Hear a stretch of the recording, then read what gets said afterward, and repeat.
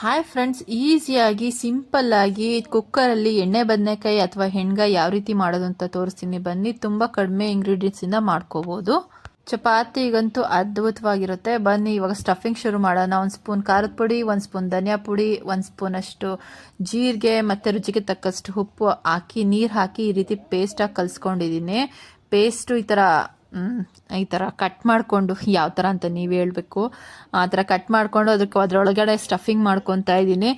Stuffing ಮಾಡಿ ಒಂದು plate ಅಥವಾ ಒಂದು ಯಾವುದಾದ್ರೂ ಬೌಲಲ್ಲಿ ಹಾಕ್ಕೋಬೇಕು. ಅದಕ್ಕೆ ಮುಂಚೆ ಎಲ್ಲ ಕ್ಲೀನಾಗಿ ವಾಶ್ ಆಗಿರಬೇಕು. ಹುಳಗಳಿರ್ತವೆ ಮತ್ತು ಸ್ವಲ್ಪ ಕೆಟ್ಟೋಗಿರೋದಿರುತ್ತೆ, ಅದನ್ನೆಲ್ಲನೂ ಸಪ್ರೇಟಾಗಿ ತೆಗೆದಿಡಬೇಕು.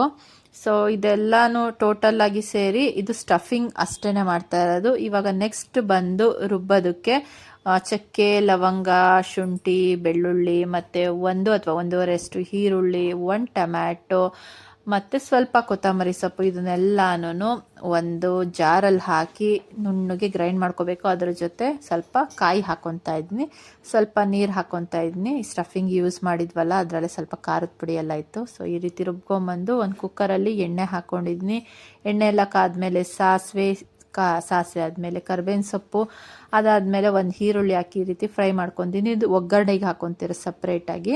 ಸೊ ಈರುಳ್ಳಿ ಸ್ವಲ್ಪ ಟ್ರಾನ್ಸ್ಪರೆಂಟ್ ಆದಮೇಲೆ ಈ ರೀತಿ ಕಟ್ ಮಾಡಿರೋಂಥದ್ದು ಹಾಕ್ಕೊಂಡು ಇದು ಒಂದು 5 ಮಿನಿಟ್ಸ್ ಅಷ್ಟು ಚೆನ್ನಾಗಿ ಫ್ರೈ ಮಾಡ್ಕೋಬೇಕು. ಆಲ್ಮೋಸ್ಟ್ ಕಲರೇ ಚೇಂಜ್ ಆಗಿಬಿಡ್ಬೇಕು, ಅಲ್ಲಿವರೆಗೂ ಫ್ರೈ ಮಾಡಿಕೊಂಡು ಇವಾಗ ಮಸಾಲೆ ರುಬ್ಕೊಂಡಿದ್ವಲ್ಲ ಅದನ್ನು ಹಾಕಿ ಮಿಕ್ಕಿರೋಂಥ ನೀರು ಹಾಕಿ ಇವಾಗ ಉಪ್ಪನ್ನ ನಾವು ಮೊದಲೇ ಹಾಕ್ಕೊಂಡಿದ್ವಿ.